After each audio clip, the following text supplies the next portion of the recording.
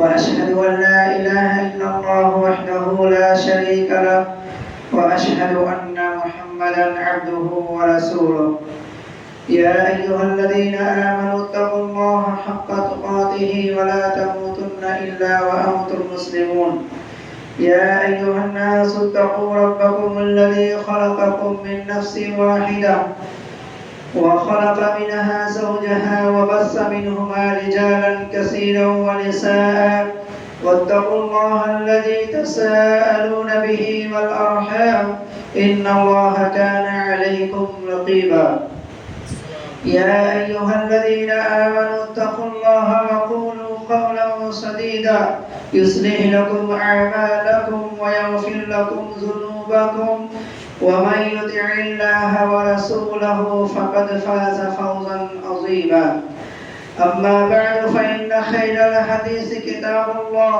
وخير الهدي هدي محمد صلى الله عليه وسلم وشر الأمور محدثاتها وكل محدثة بدعة وكل بدعة ضلالة وكل ضلالة في النار.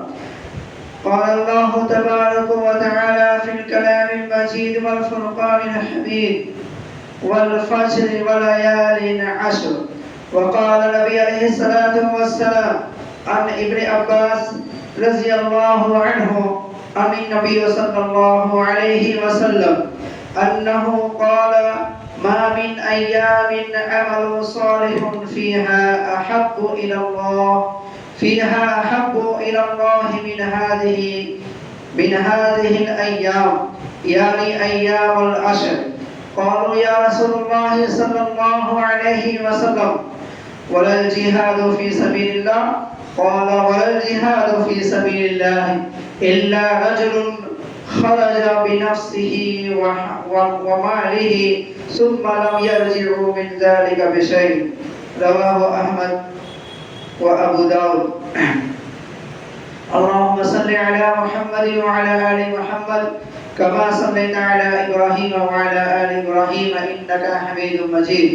اللهم بارك على محمد وعلى آل محمد كما باركت على إبراهيم وعلى آل إبراهيم إنك حميد مجيد. رب اشرح لي صدري ويسر لي أمري واحلل عقدة من لساني يفقهوا قولي. محترم بزرگوں، نوجوان ساتھیوں اور اسلامی ماں اور بہنیں، ہر طرح کی تعریف، بڑائی اور بزرگی، حمد و ثنا اس رب العالمین کے لیے لائق و زیبا ہے جو پوری کائنات کا رب العالمین ہے۔ درود و سلام اللہ رب العالمین کے جانب سے بھیجے ہوئے ان تمام نبیوں اور رسولوں پر، بالخصوص بے انتہا لاتعداد درود و سلام اللہ کے آخری نبی جناب محمد رسول اللہ صلی اللہ علیہ وسلم پر۔ محترم سامعین اکرام، ابھی میں نے آپ کے سامنے خطبہ حاجہ کے بعد قرآن مجید سورہ فجر کی 2 آیت اور مسند احمد، ابو داؤد اور صحیح بخاری کی 1 حدیث پڑھنے کا شرف حاصل کیا ہوں۔ اللہ رب العالمین سے دعا کرتا ہوں کہ بارے الہ مجھے قرآن و حدیث کی روشنی میں اپنے عنوان کو مکمل کرنے کی توفیق عطا فرما، اور ہم تمام سامعین اور سامعات کو ان باتوں پر عمل کرنے کی توفیق عطا فرما، آمین یا رب العالمین۔ محترم سامعین اکرام، اللہ رب العالمین دنیا میں بہت ساری چیزوں پر برتری حاصل کی ہے۔ جیسے آپ دنیا میں آپ کے آنکھوں کے سامنے 7 آسمان نظر آ رہے ہیں، تو 7 آسمان کی فضائل اور اہمیت ایک جیسی نہیں ہے۔ جو مقام و مرتبہ 7ویں آسمان کی ہے وہ پہلی آسمان کی نہیں ہے، کیونکہ 7ویں آسمان کے اوپر اللہ رب العالمین کا عرش ہے۔ اسی طریقہ سے آپ یہ بھی سمجھ لیں کہ دن و رات روز ہوتا ہے، سوموار، منگل، بدھ، جمعرات، جمعہ، لیکن دنوں میں جو مقام اور افضلیت جمعہ کے دن کی ہے وہ سنیچر و اتوار اور دیگر دنوں کی نہیں ہے۔ اسی طریقہ سے آپ مہینوں میں بھی دیکھیں کہ اللہ رب العالمین نے مہینہ کو مہینہ کے اوپر برتری حاصل دی ہے، یعنی فضیلت دیا ہے. جس طریقہ سے رمضان مبارک کا مہینہ تمام مہینوں میں افضل قرار دیا گیا، یعنی تمام مہینوں میں سب سے افضل مہینہ اگر کوئی ہے تو رمضان مبارک کا مہینہ ہے. تو اسی طریقہ سے اللہ رب العالمین نے ہفتہ کے اعتبار سے، یعنی کہ دنوں کے اعتبار سے اللہ رب العالمین نے جو مقام و مرتبہ یوم عشرہ یعنی ذی الحجہ کے 10 دن کو اللہ رب العالمین نے جو مقام دیا ہے وہ کسی اور دنوں کو نہیں دیا ہے. رات میں اللہ رب العالمین نے شب قدر کی رات کو افضل والی رات قرار دیا، قدر والی رات قرار دیا.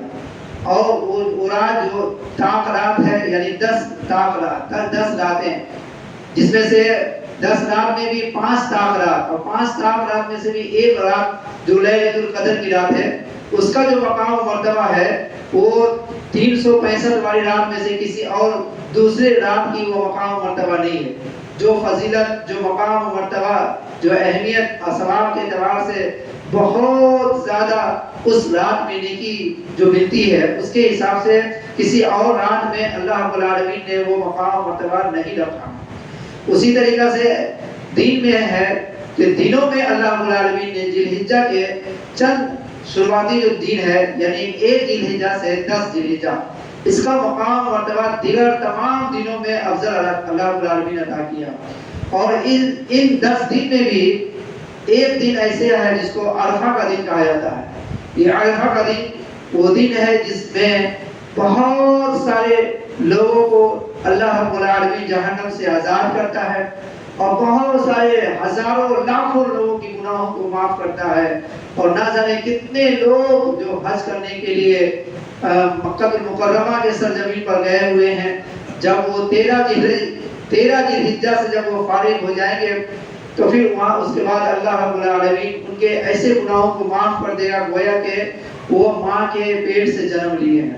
یعنی اس طریقہ سے گناہوں سے پاک و صاف ہو جائیں گے. جیسے ایک بچہ ماں کے پیٹ سے جب جنم لیتا ہے اور پیدائش ہوتی ہے تو اس وقت اس بچے کے جسم اور اس بچے کے کھاتے میں کوئی کسی طرح کا کوئی گناہ نہیں درج رہتا. اسی طریقہ سے جب کوئی انسان اللہ کا بندہ ایک مسلمان ایمان والا حج کرنے جاتا ہے تو 13 ذی الحجہ کے بعد اللہ رب العالمین ان کے تمام اگلے پچھلے پرانے نئے سارے گناہوں کو رب العالمین معاف کر دیتا ہے. یہ مقام ذی الحجہ کے 10 دن یعنی 10 دن جس کو عشرہ بولا گیا عربی میں، تو اس کو اللہ رب العالمین نے بہت فضیلت عطا کی ہے، بہت زیادہ فضیلت عطا کی. اس کی کئی وجوہات ہیں. ان 10 دنوں کی جو فضیلت کی وجہ جو ہے ان کی بہت ساری ہے. آپ نمبر 1 آپ اس حساب سے دیکھ لیں کہ اس 10 ذی الحجہ کے اندر ہی عرفہ کا دن آتا ہے، اور پھر اسی 10 ذی الحجہ کے اندر ہی حج کا معاملہ ہے یا پھر قربانی ہے، اور اسی طریقہ سے بہت سارے نیک اعمال ہیں. اور روزہ ہے جو عرفہ کے روزہ. تو اس حساب سے اس مہینے کے 10 دنوں میں بہت سارے نیک اعمال کا انجام دیا جاتا ہے، جس کی وجہ سے ان 10 دنوں کی بہت زیادہ فضیلت ہے. اللہ کے نبی جناب محمد رسول اللہ صلی اللہ علیہ وسلم ان 10 دنوں کی فضائل بیان کرتے ہوئے ارشاد فرماتے ہیں کہ ما من ایام عمل صالح فیہا احب الی اللہ، یعنی کہ عشرہ کے 10 دن، ذی الحجہ کے جو 10 دن ہے اس کی فضیلت اور اس کے نیک اعمال، عمل صالح ہو یعنی کہ نیک اعمال جو ہیں وہ فیہا احب الی اللہ، اللہ رب العالمین کے نزدیک دیگر دنوں میں ان 10 دن کا مقابلہ جو ہے بہت زیادہ ہے اور بہت ہی محبوب ہے اللہ کے نزدیک. اللہ کے نبی صلی اللہ علیہ وسلم فرما رہے ہیں کہ 10 دن کے اندر کوئی آدمی اگر کسی طرح کا کوئی بھی نیک اعمال ادا کرتا ہے تو وہ دیگر مہینوں میں یا دیگر دنوں میں کوئی نیک اعمال کرتا ہے تو ان دیگر دنوں سے بہت زیادہ یہ فضیلت والا دن ہے. اور اس میں اللہ رب العالمین ان کے نیک اعمال کو بہت زیادہ نیکیوں میں تبدیل کرتا ہے. جیسا کہ آپ نے فرمایا احب الی اللہ، اللہ رب العالمین کے نزدیک بہت ہی محبوب ہے. صحابی پوچھتے ہیں کہ یا رسول اللہ صلی اللہ علیہ وسلم من هذه الايام یعنی ایام العشر، قالوا یا رسول اللہ ولا الجہاد فی سبیل اللہ۔ جب اللہ کے نبی صلی اللہ علیہ وسلم فرمائے کہ عشرہ ذی الحجہ کے 10 دن میں اللہ رب العالمین نیک اعمال کو بہت زیادہ محبت کی نگاہ سے دیکھتا ہے، بہت زیادہ پسند کرتا ہے، تو صحابی فرماتے ہیں یا رسول اللہ صلی اللہ علیہ وسلم کیا جہاد، ایک آدمی اللہ کے راہ میں جہاد کرنے گیا ہے تو کیا جہاد سے بھی افضل والا عمل ہے؟ یعنی کہ ایک آدمی ایک طرف جہاد کرنے گیا اور دوسرا آدمی دوسری طرف ان 10 دنوں میں کوئی نیک عمل کرتا ہے تو وہ جہاد سے بھی افضل والا عمل کر رہا ہے۔ تو آپ نے فرمایا کہ ولل جہاد فی سبیل اللہ، ہاں جہاد میں بھی اگر کوئی آدمی گیا ہے تو اس سے افضل عمل وہ آدمی کر رہا ہے جو ذی الحجہ کے ابتدائی 10 دن میں کوئی آدمی عمل کرتا ہے۔ ہاں الا رجل خرج بنفسه وماله ثم لم يرجع من ذلك بشيء۔ آپ صلی اللہ علیہ وسلم فرماتے ہیں کہ الا یہ کہ کوئی آدمی جہاد کرنے کے لیے گیا اور ساتھ میں ساز و سامان لے کر گیا اور پھر جہاد کرتے کرتے دشمنوں سے لڑتے لڑتے قتل ہو گیا، یعنی شہید ہو گیا، اور شہید ہونے کے بعد اس کے مال و دولت بھی لٹ گیا اور وہ واپس نہ آ پایا، اس کا مقام الگ ہے۔ لیکن اگر کوئی آدمی جہاد میں جاتا ہے تو وہ آدمی سے بھی بڑی نیکی اس شخص کی ہوتی ہے کہ جو آدمی عشرہ ذی الحجہ کے ابتدائی 10 دن میں کوئی نیکی کرتا ہے، الحمدللہ، اور اللہ کے فضل و کرم سے ہم اسی 10 دن کے اندر شامل ہیں اور داخل ہیں۔ اللہ رب العالمین سے ہم پہلے دعا کرتے ہیں کہ اللہ تعالیٰ ہمیں جو بھی اعمال کرنے کی توفیق عطا فرما تو وہ عمل نیک اعمال ہو۔ نمبر 1 نیک اعمال ہو، کیونکہ اللہ کے نبی صلی اللہ علیہ وسلم فرماتے ہیں کہ ما من ایام عمل صالح ہو، کہ نیک اعمال بہت سارے ہوتے ہیں۔ عمل یعنی کہ کوئی کام کو عمل کہا گیا، کسی بھی کام کو آپ کر رہے ہیں تو اس کو عمل کہا گیا، لیکن اگر وہی کام اگر محمد رسول اللہ صلی اللہ علیہ وسلم کے طریقے کے مطابق ہے تو پھر اس عمل کو نیک عمل بولا جائے گا۔ عمل میں اور نیک عمل میں فرق یہی ہے کہ نیک عمل اسے کہا جائے گا کہ جو رسول اللہ صلی اللہ علیہ وسلم کے طریقوں سے ثابت ہو۔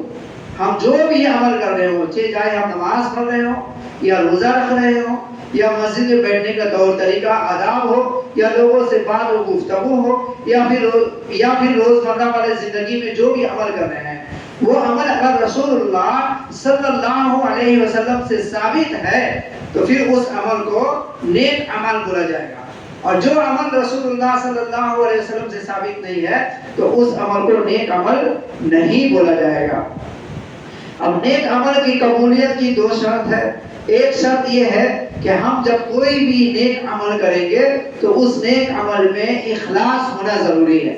نمبر 1 اخلاص ہونا ضروری ہے۔ اخلاص کا مطلب یہ ہوتا ہے کہ ہم کوئی بھی عمل کریں گے تو اللہ رب العالمین کے لیے کریں گے، اللہ کے علاوہ کسی دوسرے کے لیے نہیں کریں گے، نمبر 1۔ اور نمبر 2 کہ ہم کوئی بھی عمل کریں گے تو اس میں ریاکاری نہیں ہونی چاہیے، یہ ہے نیک عمل۔ اور پھر اس میں اللہ رب العالمین کے لیے، جیسا کہ اللہ رب العالمین فرماتا ہے کہ وما امروا الا ليعبدوا الله مخلصین له الدین، کہ تمہیں حکم دیا گیا، کس کو حکم دیا گیا؟ ہم سب کو حکم دیا گیا، کن باتوں کی؟ کہ مخلصین له الدین، جب بھی تم دین کا کوئی بھی عمل کرو تو خالص اللہ رب العالمین کے لیے کرو۔ اگر تمہارے کسی بھی کام میں دکھلاوا ہو جائے یا کسی اور کی رضامندی کے لیے ہو، اللہ کو چھوڑ کر کسی اور کو خوش اور راضی کرنے کے لیے ہوگا تو پھر اس عمل میں شرک پایا جائے گا، اور ویسا عمل کرنے والے کو مشرک کہا جائے گا۔ جیسا کہ اللہ کے نبی صلی اللہ علیہ وسلم کا فرمان ہے کہ جس نے دکھلاوے کے لیے نماز پڑھا اس نے شرک کیا، یا جس نے دکھانے کے لیے روزہ رکھا اس نے شرک کیا، جس نے دکھلانے کے لیے جہاد کیا اس نے شرک کیا۔ یعنی کوئی بھی عمل اگر کوئی آدمی کرتا ہے اور اللہ کی رضا چھوڑ کر کے کسی دوسرے شخص کی رضا اس میں شامل اور داخل ہے تو اس عمل کو رب العالمین قبول نہیں کرے گا بلکہ اس کو کینسل کر دے گا۔ نمبر 2، اگر آپ کی نیت اچھی ہے، اللہ رب العالمین کے لیے آپ کوئی بھی عمل کر رہے ہیں تو آپ کے لیے آپ کے اوپر دوسری شرط یہ نافذ ہو جاتی ہے کہ آپ کا وہ عمل پیارے نبی جناب محمد رسول اللہ صلی اللہ علیہ وسلم کی سنت کے مطابق ہونی چاہیے. دو شرائط ہے عمل کی قبولیت کی. نمبر ایک اللہ رب العالمین کی رضا کے لیے، اور نمبر دو پیارے نبی جناب محمد رسول اللہ صلی اللہ علیہ وسلم کے سنت کے مطابق ہونی چاہیے، ان کے فرمان کے مطابق ہونی چاہیے. جس عمل میں اللہ کے رسول صلی اللہ علیہ وسلم کی سنت نہیں ہے، یا پھر آپ صلی اللہ علیہ وسلم کی سنت کی مخالفت ہو رہی ہے، بات تو کون سے سنے؟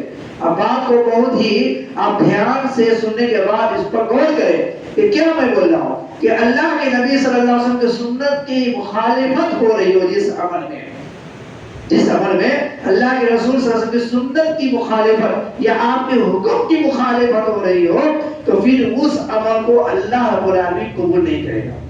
یہاں تک کہ اللہ رب العالمین فرماتا ہے کہ جو آدمی اللہ کے نبی جناب محمد رسول اللہ صلی اللہ علیہ وسلم کے سنت کے خلاف والا عمل کرتا ہے، تو پھر اللہ رب العالمین اس کے گزشتہ تمام گناہوں، تمام اعمال کو تباہ و برباد کر دیتا ہے.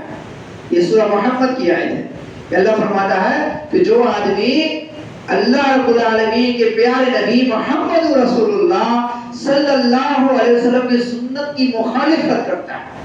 مخالفت کا معنی کیا ہوا؟ مخالفت کا مطلب یہ ہوا کہ کسی بات کے حکم اللہ کے نبی صلی اللہ علیہ وسلم دیے کہ تمہیں یہ کرنا ہے اور ہم وہ کام نہیں کریں گے، اس کا الٹا کام کریں گے. اس کو کیا بولا گیا؟ مخالفت کرنا. اردو میں اس کو مخالفت بولا گیا. ٹھیک ہے. اور پھر اللہ کے نبی صلی اللہ علیہ وسلم کسی بات سے انکار کی کہ تمہیں یہ نہیں کرنا ہے، تمہیں یہ کام نہیں کرنا. تاکید آپ نے کہا ہو کسی بات یا کسی عمل میں کہ تمہیں یہ عمل نہیں کرنا ہے، اور پھر اگر ہم اس عمل کو جان بوجھ کر کر رہے ہیں تو ہم کس کی مخالفت کر رہے ہیں؟ کس کی؟ اللہ کے نبی محمد رسول اللہ صلی اللہ علیہ وسلم کی مخالفت کر رہے ہیں. اب اللہ کے نبی صلی اللہ علیہ وسلم کی کسی بھی حکم کا مخالفت اگر کر رہے ہیں تو اللہ رب العالمین فرماتا ہے کہ اس شخص کو ڈرنا چاہیے کہیں اللہ رب العالمین کا عذاب اس کے اوپر مسلط نہ ہو جائے یا پھر وہ کسی فتنہ میں مبتلا نہ ہو جائے.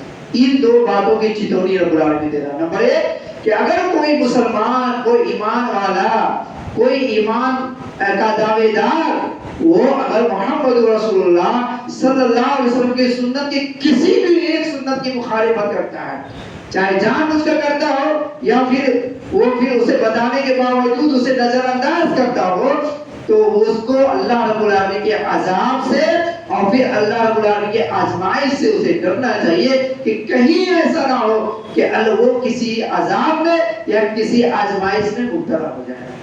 یہ ہے اللہ رب العالمین کے پیارے نبی محمد رسول اللہ صلی اللہ علیہ وسلم سنت کی مخالفت کا نتیجہ.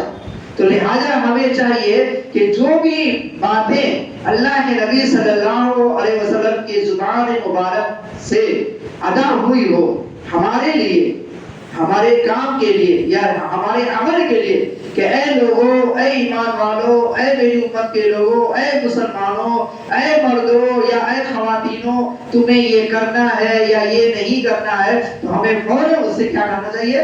خبردار ہو جانا چاہیے. اگر ہم سب کسی بات کو حکم دے رہے ہیں اسے ہمیں مضبوطی سے پکڑنا چاہیے اور اس پر عمل کرنی چاہیے، اور جس چیز سے اللہ کے نبی صلی اللہ علیہ وسلم منع کر رہے ہو تو ہمیں بالفعل اسی وقت رک جانا چاہیے.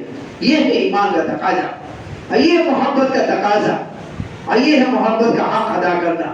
کہ کوئی آدمی اگر یہ کہتا ہے کہ ہم اللہ کے نبی صلی اللہ علیہ وسلم سے محبت کرتے ہیں، لیکن اگر وہ ان کے سامنے اللہ کے رسول صلی اللہ علیہ وسلم کے احادیث کو پڑھ کر سنائی جا رہی ہو، آپ کے فرمان کو سنایا جا رہا ہو پڑھ کے کہ اللہ کے رسول نے یہ حکم دیا ہے، مردوں کو یہ کام کرنے کا حکم دیا ہے تو عورتوں کو یہ کام کرنے کا حکم دیا ہے، مردوں کو یہ کام سے روکا گیا ہے تو عورتوں کو اس کام سے روکا گیا ہے، دونوں کو سنایا جا رہا ہو، اور دونوں مرد بھی اور عورت بھی دونوں اگر اللہ کے رسول صلی اللہ علیہ وسلم کی سنت کی مخالفت کرے یا پھر ان کے اعمال اور ان کے کردار اور ان کے طور طریقے کو نہ اپنائے تو اسے اللہ رب العالمین کے عذاب سے ڈرنا چاہیے.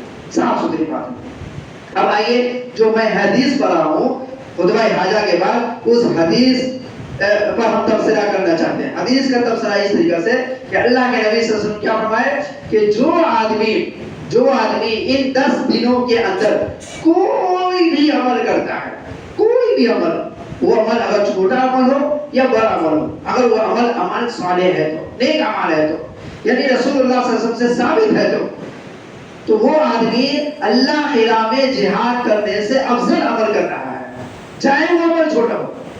تو اب سننا پسند کریں گے کہ ہم کوئی بھی عمل کریں تو وہ اللہ کے رسول صلی اللہ علیہ وسلم کے سنت مطابق ہو، اور ہم بالخصوص خاص کر کے یہ 10 ذی الحجہ تک، خاص کر کے 10 ذی الحجہ تک اس عمل کو ہم اپنی جامہ میں پہنائیں گے. کیا ہم پسند کریں گے سننا؟ جی بالکل. تو اللہ کے نبی صلی اللہ علیہ وسلم فرماتے ہیں، حضرت انس بن مالک رضی اللہ عنہ حدیث کی راوی ہیں، اور یہ حدیث مسند احمد میں بھی ہے، صحیح مسلم میں ہے، جامع ترمذی میں ہے اور ابو داؤد میں ہے. یعنی 4 حدیث کی کتابوں میں یہ 4 کتابوں میں اللہ کے نبی صلی اللہ علیہ وسلم کا یہ فرمان موجود ہے. یہ فرمان اتنا آسان، اتنا سہل ہے کہ ہم میں سے ہر کوئی اگر چاہے کوشش کرے اس فرمان پر عمل کر سکتا ہے. ہر کوئی، ہر مسلمان، ہر عورت اور ہر مرد اس عمل پر، اس حکم پر عمل کر سکتا ہے. حکم کیا ہے؟ حضرت انس بن مالک رضی اللہ عنہ فرماتے ہیں کہ قال رسول اللہ صلی اللہ علیہ وسلم من صلی غداۃ فی جماعت، من صلی غداۃ فی جماعت ثم قعد یذکر اللہ، کہ تم میں سے کوئی بھی شخص اگر نماز فجر، میں فجر کا نماز کا ذکر کر دیا، عشاء ظہر عصر نہیں، نماز فجر. اور مسلمانوں کے اوپر کون سی نماز بھاری ہے؟ کون سی نماز؟ نماز فجر ہی بھاری ہے. آسان ہو سکتا ہے لیکن بھاری ہے. تو اللہ کے نبی صلی اللہ علیہ وسلم فرماتے ہیں کہ من صلی غداۃ فی جماعت ثم قعد یذکر اللہ، کہ تم میں سے کوئی شخص نماز فجر، فجر کی نماز ادا کر لیا، مسجد میں ادا کر لیا، خواتین نے تو گھر میں ادا کر لی، خواتین کے لیے مسجد سے بہتر نماز کی جگہ گھر ہے، تو گھر میں اگر خواتین نماز ادا کر لی، یہ حکم خواتین کے لیے بھی ہے، صرف مردوں کے لیے نہیں ہے. اس لیے میں چاہتا ہوں کہ آپ سب سنیں، خواتین اور مرد دونوں. تو اللہ کے نبی صلی اللہ علیہ وسلم فرماتے ہیں کہ تم میں سے کوئی بھی شخص اگر نماز فجر کے بعد سورج نکلنے تک اسی جگہ بیٹھا رہے، جس جگہ نماز ادا کیا ہو اسی جگہ بیٹھا رہے، اور بیٹھ کر کے یذکر اللہ، اللہ رب العالمین کا ذکر کرتا رہے، قرآن کی تلاوت کرتا رہے. کب تک؟ جب تک سورج نہیں نکل جاتا تب تک قرآن کی تلاوت کرتا رہے، یا سبحان اللہ، الحمدللہ، اللہ اکبر، یا لا الہ الا اللہ وحدہ لا شریک لہ، لہ الملک ولہ الحمد وہو علی کل شیء قدیر. یہ سب دعا ہم سب کو یاد ہے نا؟ الحمدللہ یاد ہے، چھوٹی چھوٹی دعا. تو اللہ کے نبی فرماتے ہیں کہ سورج نکلنے سے پہلے تک حتی تطلع الشمس ثم صلی رکعتین کانت کاجر حجۃ و عمرۃ. یہ ارشاد اللہ کے نبی فرماتے ہیں. کیا فرماتے ہیں؟ کہ سورج نکلنے تک کوئی آدمی اپنے نماز پر بیٹھا رہے، نماز فجر ادا کرنے کے بعد، اور پھر ذکر میں لگا رہے، اور جیسے سورج نکل جائے پوری طریقہ سے اور نماز چاس کا وقت ہو جائے، نماز چاس مطلب کہ جیسے سورج نکلا، تقریباً ابھی سورج نکل رہا ہے 4:52 میں سورج نکل رہا ہے. اب نماز چاس کا وقت کب شروع ہوتا ہے؟ کہ سورج نکلنے کے 15 سے 20 منٹ کے بعد، یعنی کہ تقریباً ابھی کے ٹائم کے حساب سے کہ 5:10 یا 15 منٹ کے بعد کوئی آدمی 2 رکعت نماز ادا کرتا ہے. کتنا رکعت؟ 4 10 15 20 نہیں، صرف 2 رکعت نماز ادا کرتا ہے. سورج پوری طریقہ سے نکل چکا ہے، پورب سے سورج نکل چکا ہے، اور نکلنے کے بعد 15 منٹ ہو گیا. 15 منٹ کے بعد کوئی آدمی 2 رکعت نماز ادا کرتا ہے تو اس کو کتنا ثواب ملے گا؟ کتنا ثواب ملے گا؟ آپ نے فرمایا کہ کاجر حجۃ و عمرۃ، فرمایا کہ حج اور عمرہ کرنے کا ثواب ملے گا. الحمدللہ، کتنی بڑی فضیلت ہے، کتنی بڑی نیکیاں ہیں. اب بتائیے ہم میں سے کتنے لوگ ہیں کہ جو حج عمرہ روز کرتے ہو؟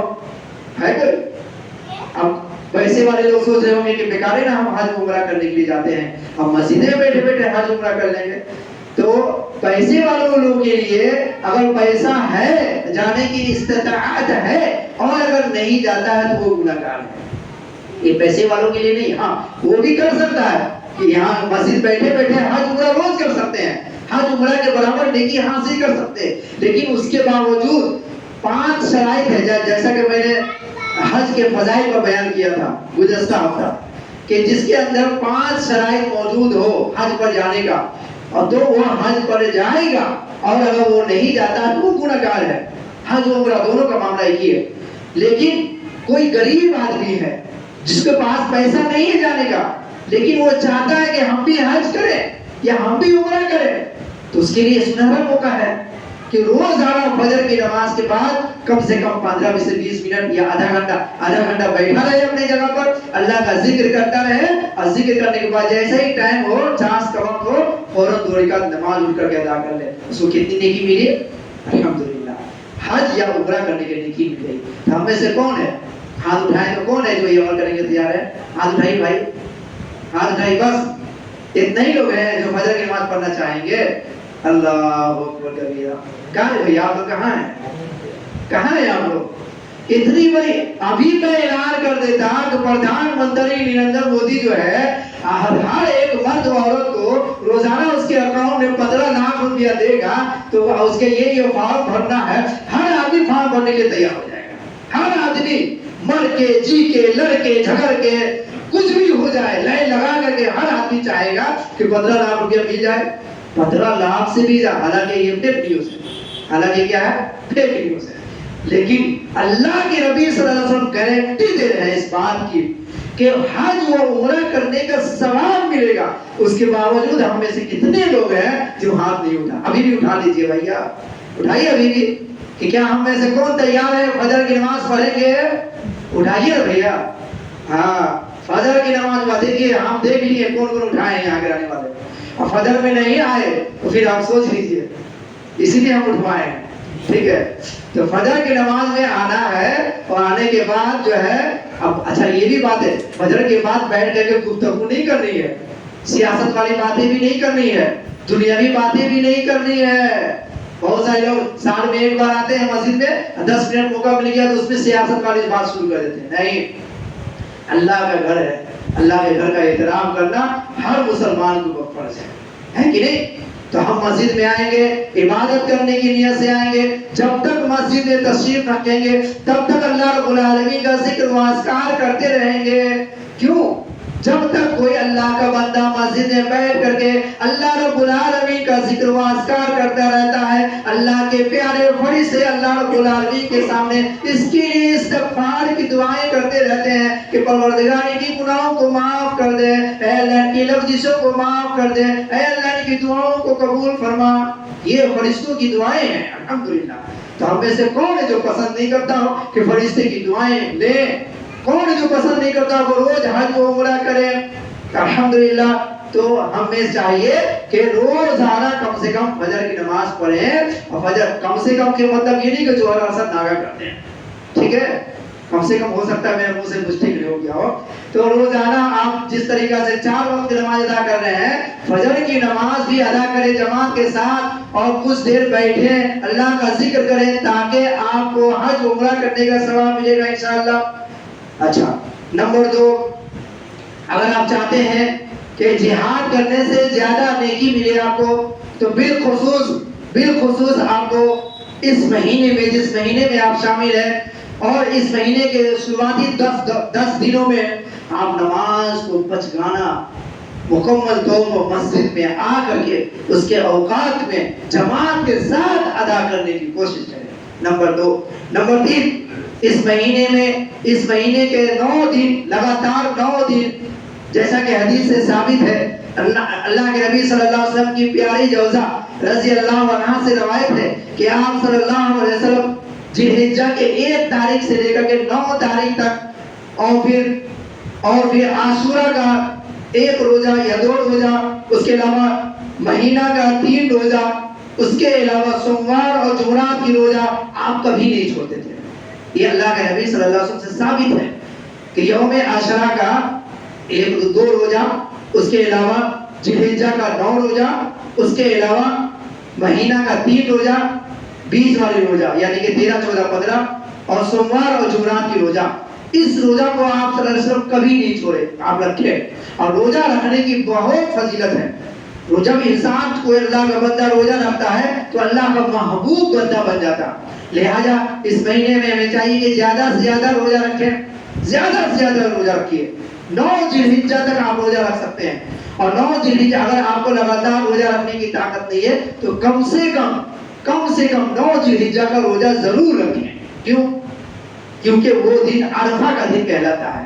اور عرفہ کے دن کا کوئی آدمی روزہ رکھتا ہے تو اس کے بارے میں اللہ کے نبی صلی اللہ علیہ وسلم فرماتے ہیں کہ مجھے امید ہے کہ اللہ رب العالمین روزہ رکھنے والے، عرفہ کے دن روزہ رکھنے والے شخص کو آئندہ آنے والا 1 سال، گزرا ہوا 1 سال، یعنی 2 سال کے چھوٹے چھوٹے جتنی بھی گناہ ہیں اللہ تعالیٰ ان تمام گناہوں کو معاف کر دیتا ہے.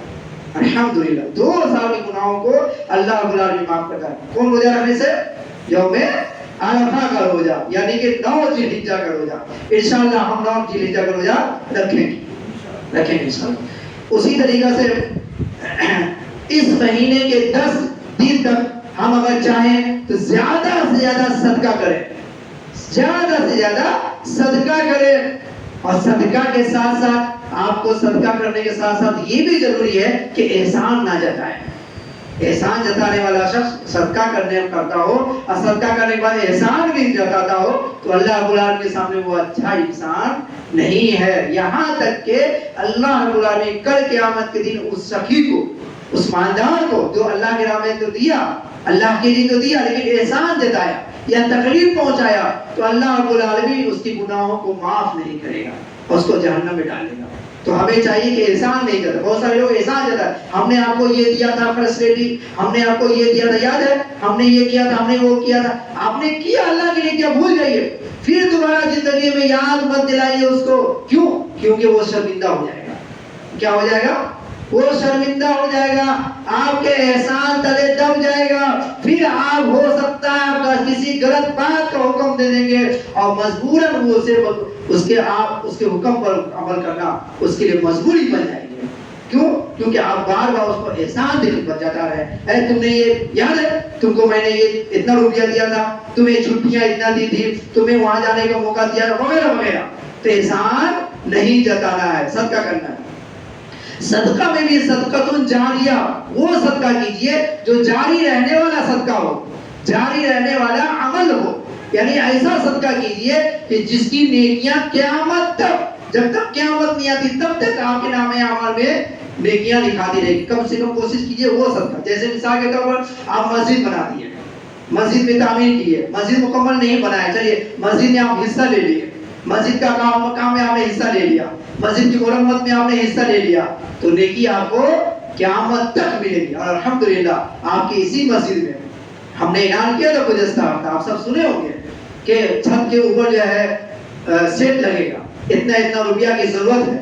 ہم چاہتے ہیں، میری خواہش ہے کہ قربانی سے پہلے اوپر سیٹ لگ جائے، کیونکہ بارش کا موسم بھی ہے، ہو سکتا ہے بارش ہو اور پھر بڑی پریشانی بھی ہوتی ہے نمازیوں کی. تو ہم چاہتے ہیں قربانی سے پہلے ہو جائے. تو کیسے ہوگا؟ آپ تعاون کریں گے تبھی تو آپ زیادہ سے زیادہ تعاون کریں تاکہ اوپر کا کام مکمل ہو جائے. اس دن کر دیں، یعنی کہ 10 ذوالحجہ کے اندر کریں تاکہ آپ کو ایک تو صدقہ کرنے کا ثواب ملے گا اور دوسرا ثواب یہ ملے گا آپ کو جہاد کرنے سے زیادہ آپ کو ثواب ملے گا. یعنی اللہ کے راہ میں کوئی آدمی جہاد کرنے گیا اور آپ مسجد میں 10 روپیہ دے دیے. اب آپ کو تعاون کرنے کے لیے میں بولا تھا، آپ یہ نہیں کہ آپ ایک ہی بار 50,000 روپیہ دے دیے، نہیں. جس کو جتنا وسعت طاقت ہے. اب کوئی آدمی بولے گا کہ نہیں پیسہ والا ہی جو دولت مند ہے وہی صدقہ کرے گا، غریب نہیں کرے گا. یہ بھی خیال غلط ہے. کیوں؟ کیونکہ اسلام میں ہر شخص کو اللہ رب العالمین نے اور اللہ نبی صلی اللہ علیہ وسلم نے حکم دیا ہے کہ صدقہ کرو. یہاں تک کہ صحیح مسلم کی حدیث کہ آپ صلی اللہ علیہ وسلم فرمایا کہ جہنم کی آگ سے بچو صدقہ کر کے، یہاں تک کہ تم کھجور کا ایک ٹکڑا ہی صدقہ کر کے جہنم کی آگ سے بچو. اب بتائیے کھجور کا ایک ٹکڑا 1000 روپیہ ملے گا؟ 2-3 روپیہ میں مل سکتا ہے کھجور کا ٹکڑا، تو غریب آدمی کھجور کا ٹکڑا صدقہ کر سکتا ہے۔ تو اس حدیث سے پتہ چلتا ہے کہ امیر صرف نہیں بلکہ غریب بھی صدقہ کر سکتا ہے۔ تو لہذا آپ تمام حضرات جو ہے اس دن میں یعنی عشرہ 10 ذی الحجہ سے پہلے تک آپ اس کار خیر کو میں حصہ لیں اور اس کو پائے تکمیل تک پہنچائیں۔ اسی طریقہ سے اس مہینہ میں جو ہے اگر آپ صدقہ کرتے ہیں، صدقہ کی فضیلت میں آپ کو بتا دیتا ہوں، اگر آپ صدقہ کرتے ہیں تو اس کی فضیلت یہ ہوگی، فائدہ یہ ہوگا کہ آپ قبر کے عذاب سے بچ جائیں گے انشاءاللہ، قبر کے عذاب سے بچے رہیں گے صدقہ کریں گے، صدقہ کرتے رہا کیجیے۔ اور دوسرا فائدہ یہ ہوگا کہ قیامت کے دن لوگ اپنے صدقے کے سائے میں رہیں گے۔ جو آدمی کثرت سے صدقہ کرتے ہیں تو قیامت کے دن ایک طرف سے چلاتی ہوئی دھوپ رہے گی، ہے نا، لوگ پسینے میں شرابور رہیں گے، ڈوبے ہوئے ہوں گے، تو دوسری طرف وہ آدمی جو صدقہ کرتے ہوں گے دنیا میں، وہ اللہ رب العالمین کے عرش کے سائے ہی میں ہی نہیں بلکہ وہ صدقے کے سائے میں بھی رہے گا۔ یہ حدیث ابن خزیمہ کی ہے، حدیث صحیح ہے 2431 کہ صدقے کے سائے میں، یعنی کہ اس دن کوئی اور دوسرا سایہ نہیں رہے گا سوائے ان سایوں کو، یعنی اللہ رب العالمین کے عرش کے سایہ، اور اللہ رب العالمین کے عرش کے سایہ میں وہی شخص رہے گا جو صدقہ کرتا ہوگا، جو مسجد جا کے نماز پڑھتا ہوگا، جو اللہ کے لیے روتا ہوگا، جو عدل و انصاف کرتا ہوگا، وغیرہ وغیرہ، سب طرح کے لوگ ہیں۔ تو ہمیں چاہیے کہ صدقہ زیادہ سے زیادہ کریں۔ اچھا، اس دن ان 10 دنوں میں ہمیں زیادہ سے زیادہ اللہ رب العالمین کا ذکر و اذکار بھی کرنا چاہیے، زیادہ سے زیادہ۔ اللہ اکبر اللہ اکبر لا الہ الا اللہ واللہ اکبر اللہ اکبر وللہ الحمد اللہ اکبر کبیرہ وسبحان اللہ بکرۃ واصیلا، یہ چھوٹی چھوٹی دعائیں ہیں، یہ اللہ رب العالمین کا ذکر ہے۔ سبحان اللہ والحمد للہ ولا الہ الا اللہ واللہ اکبر، یہ دعائیں ہیں، یہ آپ کو یاد اگر نہیں تو آپ یاد کر لیں۔ اب آپ بولیں کہ آپ کو یاد نہیں تو آپ کو الحمدللہ کتاب بھی مارکیٹ میں مل رہی ہے، آپ کتاب دیکھ کر یاد کر لیں۔ اگر آپ کو یاد نہیں ہو پا رہی تو کم سے کم کتاب دیکھ کر ہی پڑھیں، کیونکہ یہ ضروری ہے۔ آپ بغیر محنت کے کامیابی حاصل نہیں کر سکتے۔ ایک ڈاکٹر جب تک کہ وہ ڈاکٹر کی پڑھائی میں پیسہ نہیں خرچ کرے گا تب تک وہ ڈاکٹر کا سرٹیفکیٹ حاصل نہیں کر سکتا ہے۔ تو ایک انسان کامیابی کی منزل تک فری میں فوکٹ میں کیسے پہنچ سکتا ہے جب تک کہ وہ محنت نہیں کرے؟ تو ہمیں چاہیے کہ محنت کریں، جس طریقہ سے دنیاوی کاموں میں ہم محنت کرتے ہیں اسی طریقہ سے اخروی کام میں بھی ہم محنت کریں، دعا کو یاد کریں۔ الحمدللہ آج کے دن، آج کے ڈیٹ میں آپ کہیں گے کہ مجھے یہ زبان نہیں آتی، یہ بھاشا نہیں آتا، تو آپ غلط ہیں، کیونکہ ہر زبان میں الحمدللہ، بنگلہ ہو، مراٹھی ہو، انگریزی ہو، ہندی ہو، اردو ہو، عربی ہو، فارسی ہو، تیلگو ہو، ہر بھاشا میں ترجمہ کیا گیا ہے قرآن کی آیت کو، احادیث کو، دعائیں اذکار کو۔ تو آپ کسی بھی بھاشا کو اگر جانتے ہیں تو اس بھاشا میں اس کو یاد کریں اور ذکر و اذکار کثرت سے کریں، بالخصوص ان 10 دنوں میں۔ حضرت عبداللہ ابن عمر رضی اللہ عنہ بازار میں جا کر ذکر کرتے تھے، بازار میں جا کر اللہ اکبر لا الہ الا اللہ، کیوں؟ تاکہ جو لوگ بازار میں دکاندار لوگ جو ہے وہ سنے تو وہ بھی پڑھنے لگے، یا بازار میں جو لوگ ہے جو نہیں جانتا وہ سنے تو وہ بھی پڑھنے لگے۔ مقصد یہ رہتا تھا کہ دوسروں تک پہنچائے اس میسج کو اور اس کو بتائے کہ ان دنوں میں اللہ رب العالمین کا ذکر و اذکار کثرت سے کرنا ضروری ہے۔ اس لیے ہمیں چاہیے کہ ہم ان دنوں میں زیادہ سے زیادہ ذکر و اذکار کریں۔